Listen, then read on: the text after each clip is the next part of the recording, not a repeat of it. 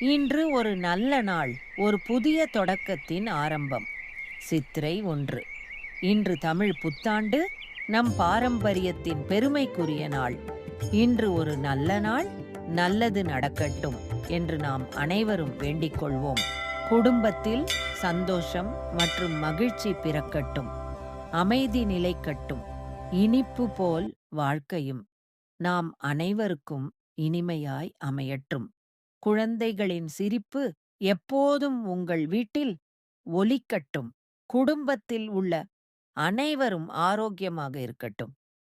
இந்த புதிய ஆண்டு உங்களுக்கு புதிய நம்பிக்கைகளை தரட்டும்.